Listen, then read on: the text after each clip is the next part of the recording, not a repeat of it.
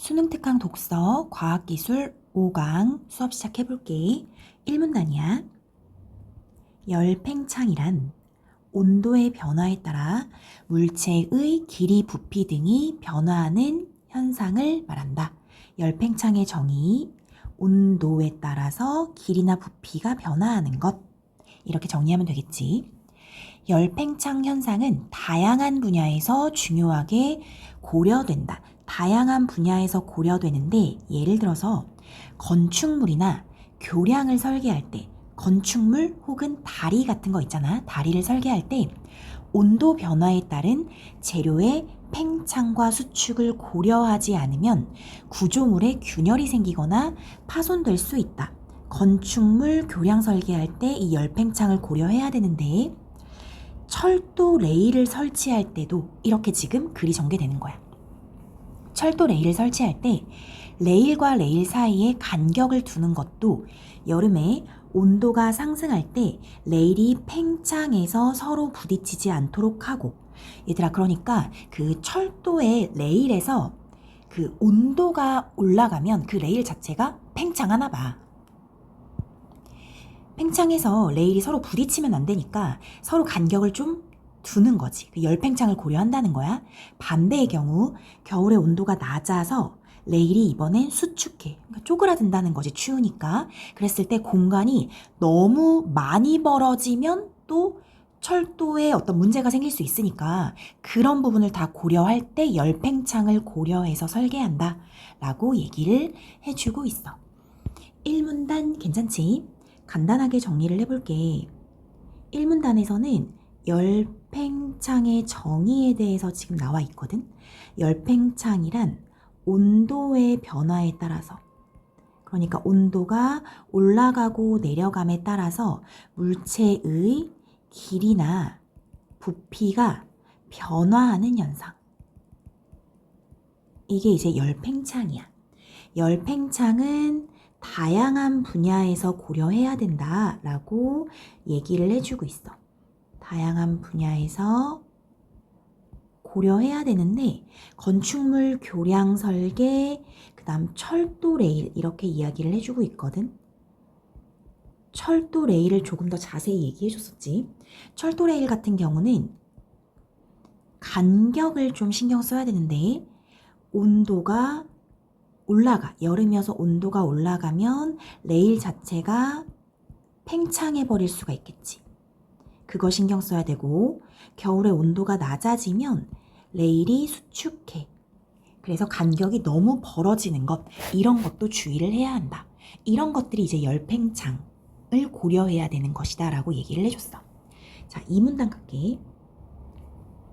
어떤 온도 T0에서 온도 T0, 길이 L0인 물체의 온도를 TF까지 올렸을 때, 그러니까 지금 T0에서 TF까지 온도를 올렸을 때 물체의 열팽창 이후의 길이를 LF라고 하자. 원래 L0에서 LF까지 간 거야. 이때 물체의 길이 변화 값을, 얘들아 요거 괜찮지? 길이 변화 값이라는 건 나중 길이에서 처음 길이를 뺀 거겠지. 그 값을 처음 길이 L0로 나눈 길이 변화율의 값, 얘들아 여기 잘 잡고 가야 돼. 길이 변화율의 값을 구하는 방법을 알려준 거야. 어떻게 구해? 길이 변화 나누기 처음 길이, 이게 길이 변화율이야. 그것은 온도 변화가 클수록 커진다. 이건 뭐라고 한 거야? 온도 변화는 나중 온도에서 처음 온도 뺀 거겠지. 그 변화가 클수록 길이 변화율 값도 커진다. 상식적으로 생각 가능하니? 온도가 많이 변했어. 그럼 길이도 많이 변할 거 아니야. 그 얘기를 해주고 있어. 따라서 길이 변화율은, 다시 길이 변화율에 대해서 얘기하고 있어. 온도 변화와 계수의 곱으로 나타낼 수 있다. 길이 변화율 자체는 온도 변화 곱하기 계수 이렇게 된다는 거지. 이때 이 계수를 선형 열팽창 계수라고 한다. 여기까지 괜찮아? 선형 열팽창 계수라는 것은 어떤 재료가 가열됨으로써 팽창되는 정도를 온도를 나타내는 재료의 성질이며 다시 선형 열팽창 계수가 여기 이 계수인데 얘들아 얘는 뭐냐면 어떤 재료가 가열이 돼. 가열되면 이렇게 좀 부풀어질 거 아니야? 팽창될 거 아니야? 어느 정도 팽창되는지 그걸 이제 선형 열팽창 계수라고 하는 것이고 단위, 선형 열팽창 계수의 단위는 온도 단위의 역수로 이렇게 표현된대. 도씨하고 역수 표시. 됐지? 선형 열팽창 계수를 얻는 것과 같은 방법으로 부피에 기반해서 이번에는 아까 전에는 그냥 팽창되는 정도, 가열됨으로써 팽창되는 정도 이렇게만 얘기했는데 부피에 기반한 것이 있대. 그것이 바로 최적 열팽창 계수라고 얘기하고 있어. 두 개가 개념이 다른 거 잡아줘야겠지. 부피에 기반한 열팽창 계수는 최적 열팽창 계수야. 열팽창이 재료의 모든 방향으로 같은 정도로 일어나는 물질의 경우 최적 열팽창 계수는 선형 열팽창 계수의 3배 정도의 값이다. 얘들아 이거 어떻게 그럼 하면 돼? 최적 열팽창 계수는 선형 열팽창 계수 곱하기 3 이렇게 해주면 되겠지? 쉽게 말하면 선형 열팽창 계수가 클수록 최적 열팽창 계수도 그냥 같이 크다는 거야. 그거 하나 얻어가면 될 것 같아. 계속 볼게. 대부분 플라스틱과 금속 재료의 선형 열팽창 계수는 각각 10의 마이너스 5과 10의 마이너스 4 정도 값과 10의 마이너스 3과 10의 마이너스 2 정도의 값을 갖는다. 얘들아, 플라스틱의 선형 열팽창 계수는 이 정도. 그 다음에 금속은 10의 마이너스 3에서 10의 마이너스 2. 이 정도 값을 갖는데. 이러한 수치는 매우 작은 것처럼 보이지만 상당한 열팽창이 일어나는 것이다. 그러니까 우리가 이 개수만 봤을 때는 별로 안 변하는 것 같은데? 이렇게 생각할 수도 있지만 사실은 되게 많이 변한대. 그래서 예를 들어줘. 가령 어떤 물질의 선형 열팽창 계수가 10의 마이너스 3하고 얘들아 요거 도씨 마이너스 1 역수지. 이렇게 된다면 이 물질의 온도가 25도에서 125도로 올라갈 때 길이 변화율이 0.1이다 라는 의미이므로 0.1이라는 건 10% 맞지 얘들아? 10% 길이가 변한다라는 거야. 그만큼 열팽창이 일어나고 그럼 다시 선형 열팽창 계수가 이번엔 10의 마이너스 4야. 그러면 이번에는 길이 변화율은 0.01 얘들아 이거 맞지? 0.01이기 때문에 1% 길이만큼의 열팽창이 일어나는 것이다 라고 우리한테 이 숫자를 좀 설명해 주고 있는 거야. 이런 거 왜 설명해 주겠니? 뒤에 문제 활용되니까 이거 알아야 된다라는 거야. 그런데 이러한 작은 수치 10% 변하는 거? 이건 좀 큰 것 같긴 하지만 1% 변하는 게 그렇게 큰가? 이런 생각이 들 수도 있잖아. 그러니까 이러한 작은 수치도 정밀기계 분야에서는 문제가 된다라는 거야. 그래서 작은 열팽창 계수를 갖는 물질은 정밀기계 분야에서 활용성이 크다. 예를 들어서 회전바퀴나 진동운동을 하는 진자의 경우 열팽창이 일어나면 부품의 성능이 저하되기 때문이다. 가령 더 예를 들어주고 있어. 태엽에 의해 작동하는 기계식 시계의 경우 얘들아 손목시계에서 태엽에 의해서 작동하는 시계 있잖아. 작잖아. 거기에 있는 그 안에 태엽이 얼마나 작겠어. 그러니까 그런 정밀기계 얘기하는 거거든. 평형 바퀴가 축을 중심으로 운동을 하는데 열팽창은 평형 바퀴의 직경을 미세하게 증가시켜 팽창이 돼버리니까 지름을 살짝 증가시키잖아. 그러면 바퀴의 운동이 천천히 진행되는 거지. 지름이 늘어나니까. 그러면 애가 제 시간에 가야 되는데 조금 느리게 가니까 시간이 느려지는 거야. 결국에 문제가 생긴다는 거지. 시계인데 시간이 느려지는 건 문제가 생기는 거잖아. 그러니까 이런 정밀기계 분야에서 이 열팽창은 정말 중요하다. 이 1% 늘어나는 게 어마어마한 것이다. 그러면 안 된다는 거지. 여기 이해됐어? 정리해볼게 얘들아. 자, 이렇게 정리하면 될 것 같아. 일단 뭐부터 얘기를 하고 있냐면 여기에서 이제 길이 변화율에 대해서 얘기를 해주고 있었어. 길이 변화율을 구하는 방법을 알아야겠지. 길이 변화율은 뭐냐면 지금 길이 변화값이었어. 그러니까 나중 길이에서 처음 길이 뺀 걸 우리 뭐라고 한다고? 길이의 변화값, 얼마나 변했는지. 이 길이 변화값을 뭐로 나눠주는 거냐면 처음 길이로 나눠주면 길이 변화율이 되는 거야. 얘들아, 그럼 이건 너무 상식적이야. 처음 길이는 늘 똑같을 거 아니야, 그지? 여기 나중 길이가 커질수록 당연히 길이 변화율이 늘어날 수밖에 없는 구조가 되겠지. 그리고 온도 변화가 있었지, 그치? 온도 변화도 쉽지. 왜냐면 나중 온도가 TF였어. 처음 온도 T0를 뺀 거야. 그렇기 때문에 그리고 뭘 얘기했냐면 온도 변화가 클수록 길이 변화율이 크다 하고 이 둘 사이의 비례 관계를 얘기해줬어. 이것도 괜찮겠지? 온도가 많이 변할수록 길이가 많이 변한다. 이런 얘기인 거지. 자, 그래서 이렇게 정리를 해줬고, 따라서 이걸 얘기해줘. 길이 변화율은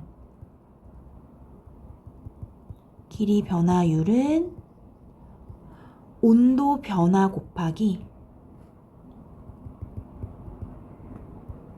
알파라는 요 개수였거든. 그래서 이 개수를 뭐라고 부르니? 라고 했을 때 얘를 뭐라고 하냐면 선형 열팽창 개수라고 해. 라고 우리한테 이야기를 해줬네. 선형 열팽창 개수. 괜찮지, 얘들아? 이 선형 열팽창 개수의 정보에 대해서 좀 정리를 해야 돼. 얘는 뭐냐면 어떤 재료가 가열됐을 때, 열이 가해졌을 때 팽창되는 정도이다. 얼마나 팽창되는지. 이거 괜찮니? 그리고 단위가 나와. 이 선형 열팽창 개수의 단위는 온도 단위의 역수로 표시한다. 라고 여기까지 봐줘야 되고, 그러면서 한 가지 더 얘기해준다. 이 선형 열팽창 개수를 구하는 방식과 마찬가지로 부피에 기반해서 열팽창 개수를 잴 수가 있대. 그걸 뭐라고 하냐면 최적 열팽창 개수야. 이렇게 얘기를 해주고 있어. 최적 열팽창 개수. 그치? 그런데 뭐라고 했냐면 최적 열팽창 개수는 3을 곱하면 된대. 어디에? 선형 열팽창 개수에. 그러니까 선형 열팽창 개수가 제시됐으면 최적 열팽창 개수도 당연히 나온다는 거야. 자, 됐어. 그러면서 또 무엇을 얘기해 주냐면 플라스틱과 금속의 선형 열팽창 개수 값을 알려줘. 플라스틱은 10의 -5, 10의 -4 정도이고 금속은 10의 -3, 10의 -2 정도인데 이게 상당한 열팽창이 일어난다는 것이다. 사실은 열팽창이 많이 일어나는 거야. 라고 얘기하면서 예를 들어주지. 뭐라고 예를 들어주냐면 이제 요 10의 -3 도씨의 요 역수, 이게 무엇을 의미하는지를 알려줘.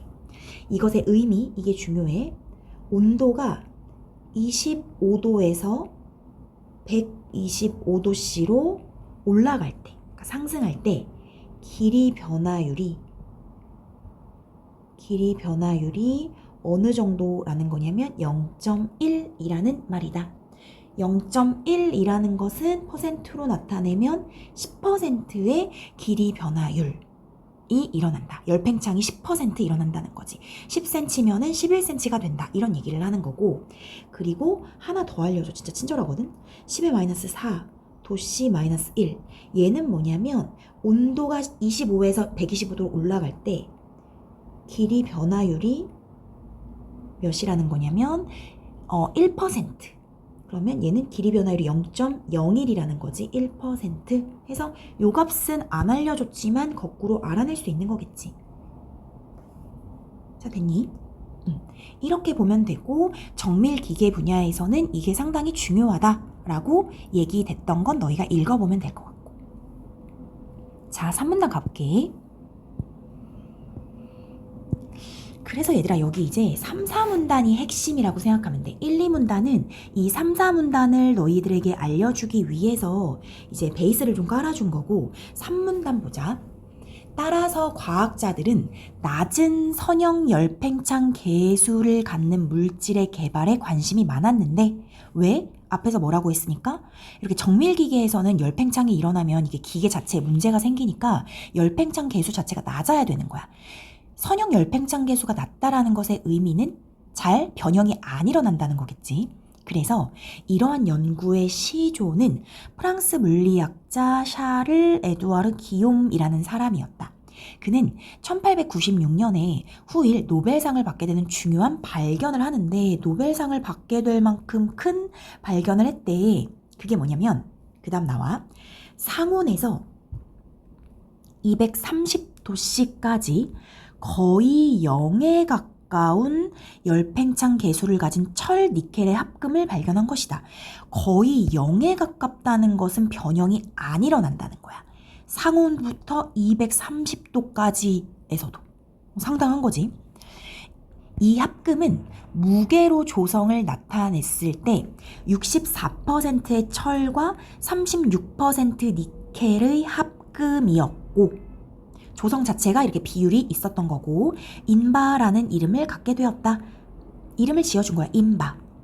인바란 변하지 않는 이라는 의미의 어원을 가지고 있다. 그러니까 안 변하니까 이렇게 이름을 갖다 쓴 거겠지. 상온에서 230도까지 그 변형이 일어나지 않으니까.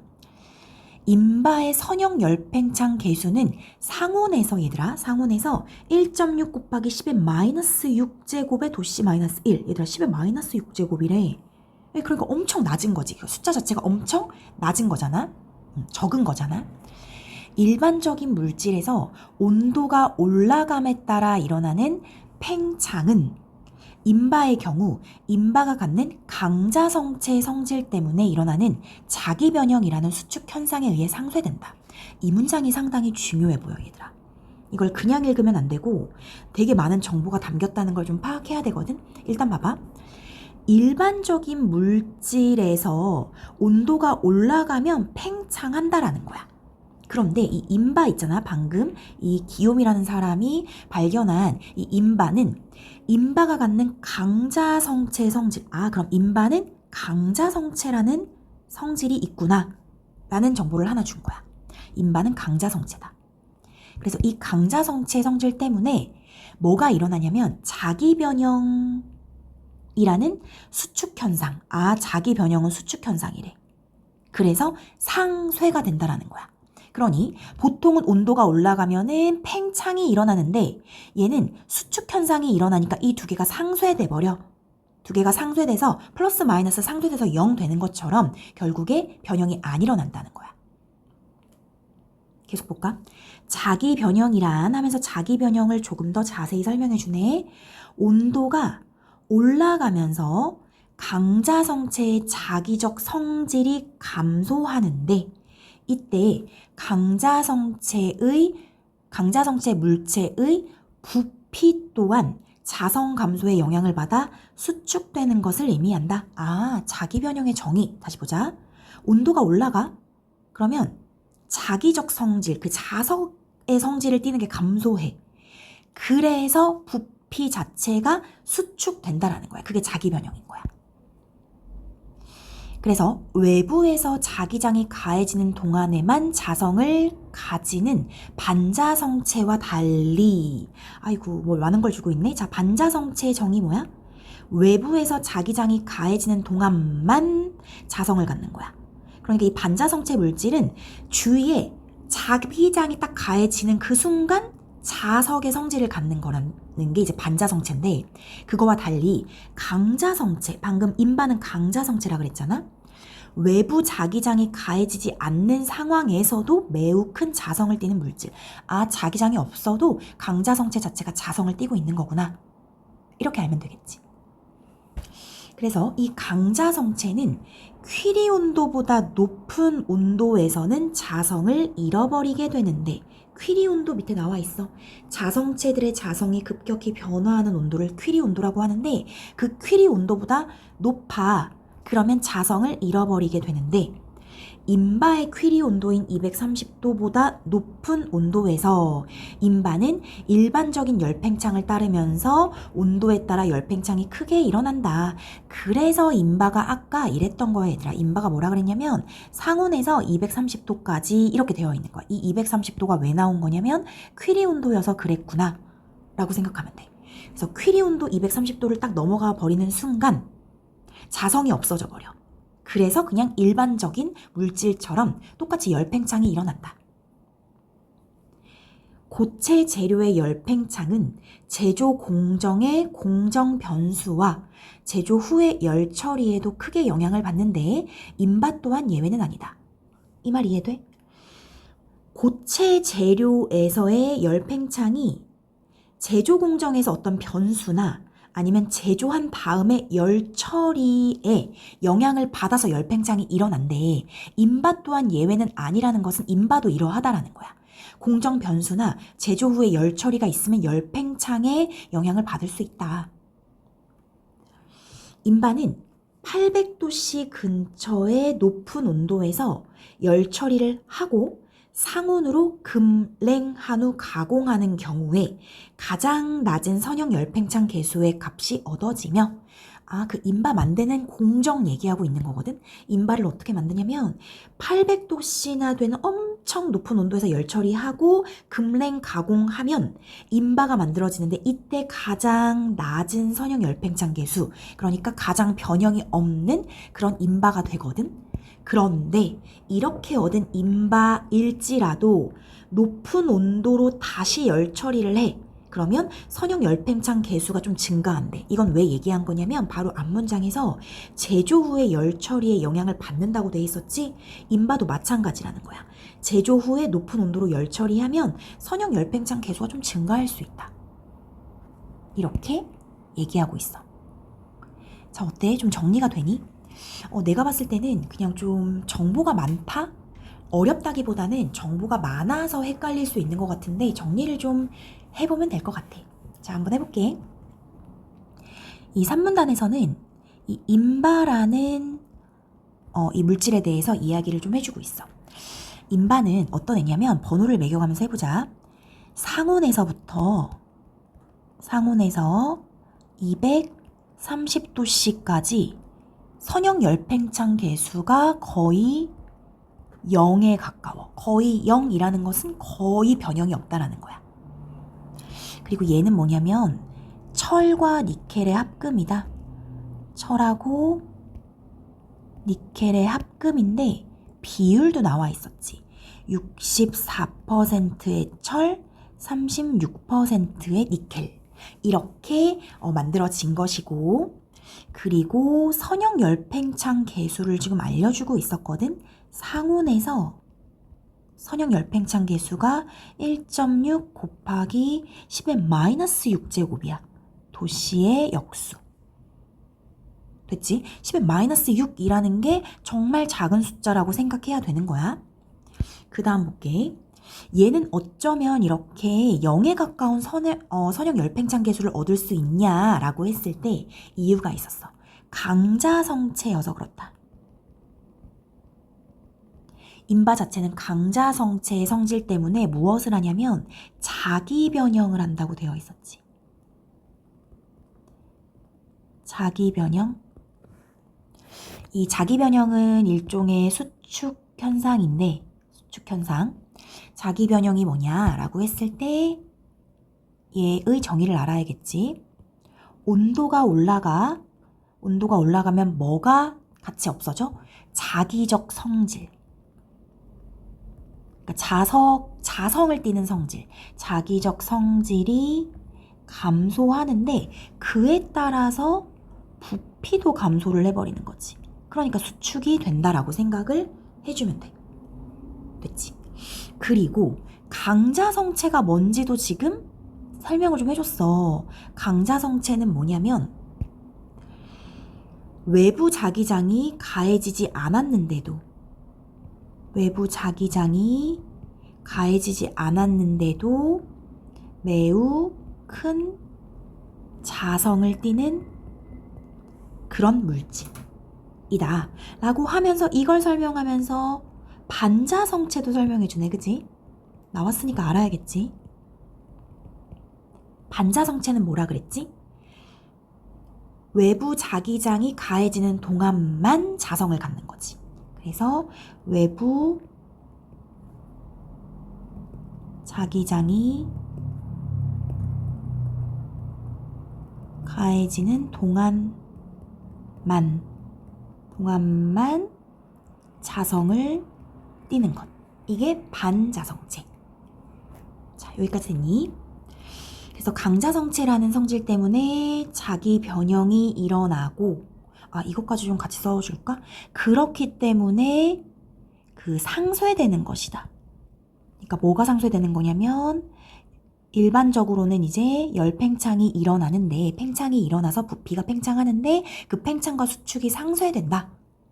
그래서 거의 이렇게 안 변하는 그런 물질이 되는 것이다. 이렇게 생각을 해주면 될 것 같고, 그리고 중요한 말이 나와. 퀴리 온도보다 높은 온도. 퀴리 온도보다 높은 온도에서는 어떻게 된다고? 그럼 자성을 잃기 때문에, 자성을 잃는다는 것은 그냥 일반적인 물질처럼 된다는 것이어서 열팽창이 일어난다. 이렇게 생각하면 되겠지. 그럼 이 퀴리 온도, 인바의 퀴리 온도는 뭔데? 230도씨야 라고 얘기해주고 있어. 그리고 인바도 제조 공정의 공정 변수나 공정 과정에서 어떤 변수가 일어나거나 제조 후 열 처리 과정에 영향을 받는다. 인바도 예외는 아니야 라고 얘기했으니까 얘도 이제 영향을 받는데, 어떤 얘기를 해주고 있냐면 이제 인바가 가장 낮은 어떤 열팽창 계수를 가지는 때가 뭐냐면 800도씨 근처의 높은 온도에서 열 처리를 해. 엄청 높은 데서 열 처리를 하고 그 다음에 상온으로 급속 냉각을 하고 그리고 가공하면 가장 낮은 선형 열팽창 계수를 갖게 되는데, 이러한 애도 이렇게 해서 얻은 인바라도 높은 온도로 열 처리를 해. 이후에 높은 온도로 열 처리를 하면은 선형 열팽창 계수 자체는 증가한다. 왜냐면 영향을 받으니까.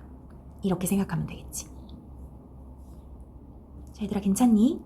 이렇게 정리하면서 보면은 훨씬 나을 거야. 자, 마지막 4문단 볼게. 최근에 선형 열팽창 계수가 0에 가까운 다른 합금들도 개발되고 있다. 그중 하나가 슈퍼인바이다. 인바에서 이제 슈퍼가 붙은 거야. 자, 이 슈퍼인바는 인바의 니켈 일부를 다른 강자성체인 금속인 코발트로 대체하여 5%의 코발트가 들어있는 조성이다. 여기 잘 봐야 돼. 어떻게 잘 봐야 되냐면 아까 전에 뭐라고 했냐면 얘들아, 인바는 철하고 니켈이 64, 36% 이렇게 들어있다고 했거든. 그런데 지금 여기서 슈퍼인바에서는 인바의 니켈 일부라 그랬어. 니켈의 36% 들은 니켈의 일부를 코발트로 대체해. 그래서 5% 코발트로 대체하면 지금 31%의 니켈이 있다라는 거야. 그러니까 이건 대체니까 이게 뭘 주의해야 되냐면 니켈도 역시 남아있는 거구나 라는 걸 알아야 돼. 철은 당연히 있고. 그럼 슈퍼인바는 철, 니켈, 코발트 이 세 가지가 적정한 비율로 합해진 것. 이렇게 보면 되겠지. 이 슈퍼인바의 선형 열팽창 계수는 0.72 곱하기 10의 마이너스 6. 얘들아 봐봐. 아까 전에 1.6이었어. 여기 10의 마이너스 6은 똑같거든. 더 작아졌지 숫자가. 그러니까 더 0에 가까워지는 거야. 그러나 슈퍼인바는 낮은 열팽창이 일어나는 온도 구간이 인바에 비해 상대적으로 좁다 라고 했거든. 이거 이해하고 가야 되거든. 이거 이해되니? 지금 여기서 3, 4문단은 너희가 어떻게 풀어야 되냐면 3문단의 인바랑 4문단의 슈퍼 인바를 비교 대조해야 되는 상황이야. 그랬을 때 일단 여기 비율 나올 수 있다 그랬지. 5% 코발트가 대체된 것 이거랑 애초에 그냥 서역 열팽창 개수 그냥 비교하는 거 숫자 그대로 비교하면 되고 마지막 가장 중요한 게 이 말이야. 인바에 비해 온도 구간, 낮은 열팽창이 일어나는 온도 구간이 좁아 라는 이 말의 의미가 무엇인지를 봐야 되거든. 그러니까 낮은 열팽창이 일어나는 온도 구간이라는 말은 뭐냐면 그 열팽창이 잘 일어나지 않는 구간이겠지. 열팽창이 낮다라고 하니까 그러니까 잘 변하지 않는 열팽창이 잘 일어나지 않는 온도 구간이 인바에 비해 좁아. 예를 들어서 지금 정확히 안 나왔으니까 난 모르겠지만 예를 들어서 인바는 상온부터 230도씨까지가 열팽창이 거의 안 일어나. 그치? 그런데 슈퍼인바는 이거보다 온도 구간이 좁은 거야. 예를 들어 예컨대 상온에서 뭐 180도까지 이런 식으로 이건 그냥 완전 예야 얘들아. 난 아무런 지식이 없어. 예를 들어준 거야. 이런 식으로 온도 구간 자체가 좁다는 거야. 그럼 거꾸로 인바는 슈퍼 인바에 비해서 온도 구간이 더 넓은 거겠지. 이렇게 비교 대조해 줄 수 있으면 돼. 알겠지? 요건 그냥 내가 쓴 거고 이해를 돕기 위해서. 자, 그럼 밑에 이제 슈퍼 인바까지만 정리하면 이 글이 끝나는데 슈퍼 인바는 인바랑 무조건 같이 비교 대조할 것. 그렇게 읽어줘야 문제를 풀 수 있어. 자, 1번. 얘는 어떻게 되냐면 철하고 니켈하고 코발트로 구성이 된 거야. 왜냐면 니켈 일부를 코발트로 대체한 거니까. 그래서 여기 나온 그대로 보자면 철은 그대로인데 코발트가 5%야. 그럼 니켈이 31% 이렇게 됐다라는 말이겠지.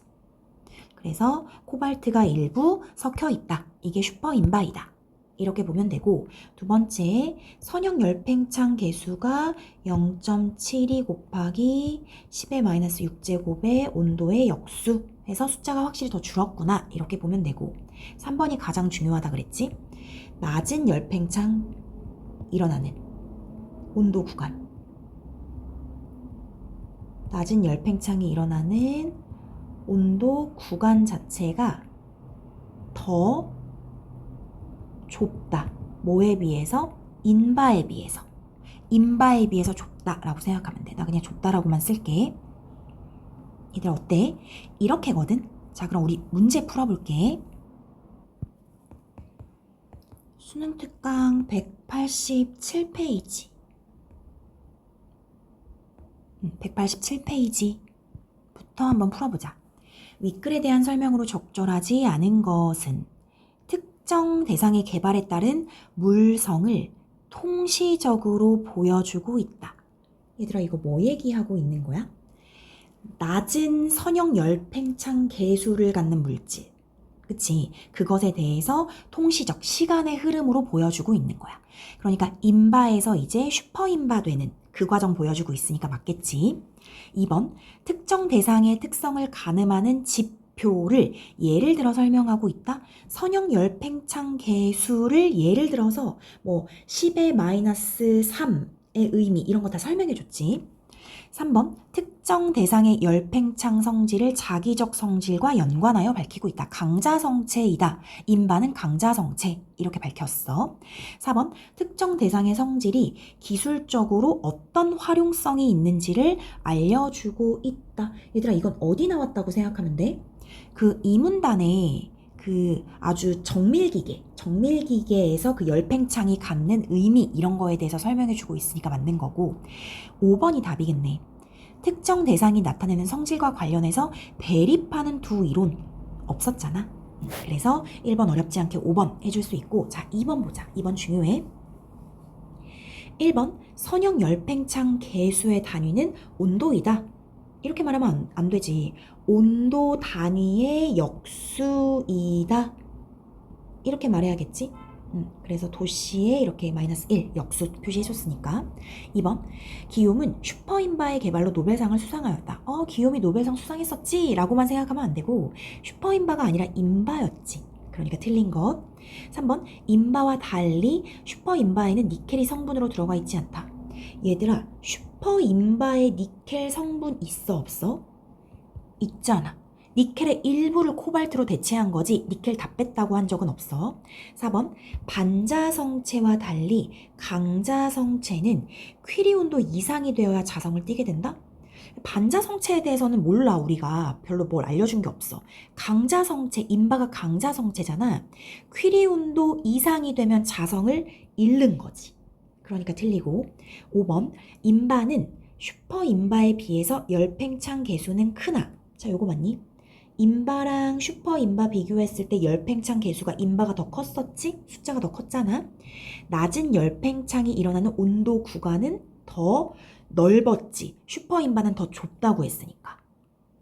이해되지? 중요하지. 그래서 이번에 5번 이렇게 해주면 되고, 자, 2번 선지들 좀 잘 봤으면 좋겠고, 그 다음 이제 3번 문제 풀 줄 알면 돼. 3번 봐봐. 윗글을 바탕으로 보기를 이해한 내용으로 적절하지 않은 것은? 땡땡 연구소는 자체 개발 중인 새로운 강자성체 합금 A와 B의 열팽창 성능을 알아보기 위한 실험 1을 수행하였다. 자, 실험 1부터 볼게. 두 합금 A하고 B, 두 합금 모두 780도씨 근처의 높은 온도에서 상온으로 금냉 처리한 이후에 가공해서 실모양으로 만들었고, 두 합금을 대상으로 온도를 25도씨에서 125도씨로 올렸을 때 합금 A는 10cm에서 11cm로 길이가 변화하였으며, 자, 여기서 잠깐 멈춰야 될 것 같아. 합금 A가 지금 길이가 어떻게 변했어? 10에서 11cm로 길이가 변화했지. 길이 변화율 우리 계산할 수 있겠어? 마중 길이에서 처음 길이 빼서 처음 길이로 나누면 됐었지? 그럼 뭐야 얘들아? 10분의 1이잖아. 그러니까 얘는 0.1인 거야. 0.1. 맞지? 길이 변화율이 0.1. 그러니까 10%야. 그러니까 10cm에서 11cm로 변한 거야. 됐지? 합금 B는 20cm에서 21cm로 길이가 변했다. 얘도 그냥 구하면 되지 않을까? 21 빼기 20에서 25로 나누면 되는 거야. 20분의 1이 나오는구나. 그러면 얘는 0.05. 맞지? 얘는 어떻게 변한 거냐면 5% 길이가 변한 거야. 길이 변화율 자체가 합금 B가 더 적은 거네. 맞지? 그런 다음에 실험 2 하기 전에 미안해. 1, 2, 3번 먼저 보고 가자. 1번 실험 1에서 합금 A의 선형 열팽창 계수는 합금 B의 선형 열팽창 계수보다 크다. 얘들아 이거 큰 거 맞잖아.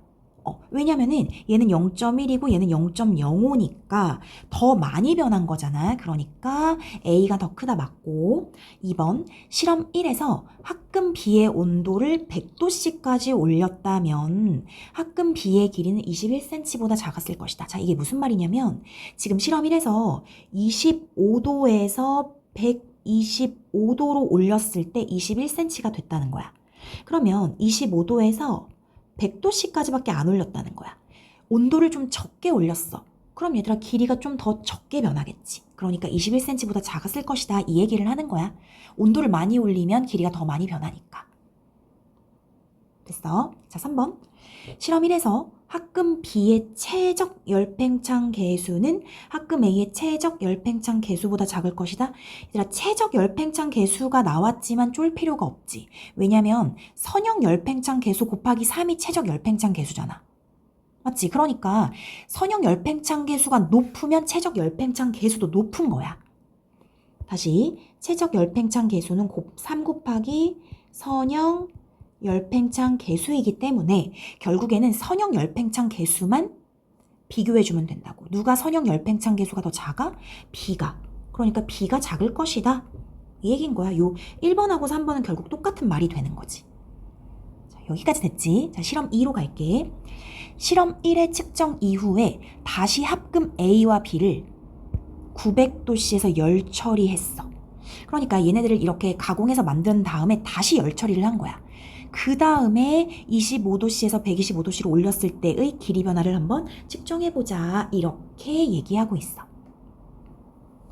밑에는 읽어보면 되거든. 그냥 다 같은 정도로 열팽창이 일어나고 정비례하고 퀴리 온도는 125도씨보다는 다 높다. 이렇게. 얘들아, 요 3번의 실험 2가 의미하는 바가 뭐냐면 요거 내가 알려줄게. 요렇게 왜 나왔냐면 우리 이런 말이 있었어. 여기 고체 재료의 열팽창은 제조 후의 열 처리에도 크게 영향을 받는데 인바가 예외가 아니야. 그래서 인바가 언제 선형 열팽창 계수가 가장 작은지를 얘기했었어. 그치? 그런 다음에 이렇게 얻은 인바라도 높은 온도로 열 처리를 하면 선형 열팽창 계수가 증가한대. 이거야. 아까 전에 그 강자성체 A, B가 이미 가공이 된 상태인데 다시 높은 온도로 거기다 열 처리를 한 거야? 그럼 선형 열팽창 계수는 증가한다.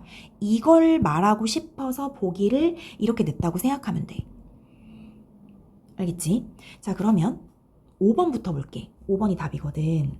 실험 2에서 합금 A와 달리 B는 실험 1의 결과와 다른 열팽창 계수를 갖게 될 것이다.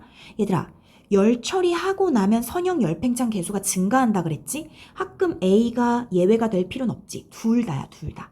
그러니까 B하고 A 둘 다 앞에서와는 다른 열팽창 계수를 갖게 된다. 이렇게 봐야 돼. 그래서 달리해서 틀린 거고 4번 볼게. 1하고 2에서 퀴리 온도, A의 퀴리 온도가 B의 퀴리 온도보다 높아. 그러니까 퀴리 온도 자체가 A가 높아.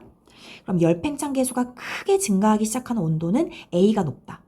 얘들아, 이거는 퀴리 온도에 대해서 너희가 알고 있니? 물어보는 거야. 아까 전에 우리 인바 뭐라고 했냐면 퀴리 온도가 230도였지. 230도인데 230도를 넘어가기 시작하면은 이제 열팽창 계수가 막 증가한다 그랬어. 그러면 퀴리 온도를 넘어간다라는 것은 열팽창 계수가 크게 증가하는 거니까 이게 바로 퀴리 온도야. 다시 열팽창 계수가 크게 증가하기 시작하는 온도가 뭐라고? 퀴리 온도라고. 똑같은 말이야. 그렇기 때문에 A가 퀴리 온도가 높으면 그 온도도 A가 높은 거다 해서 맞는 거지. 괜찮니?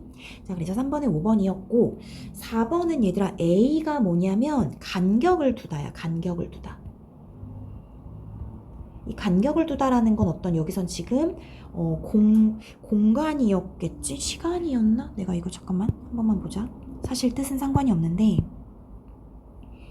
A가 공간이네. 이 레일과 레일 사이에 약간의 간격을 둔다라고 해서 공간에 이제 어떤 이런 간격을 두는 건데 사실 이거 시간의 간격을 두다도 이 똑같은 간격을 두다이거든.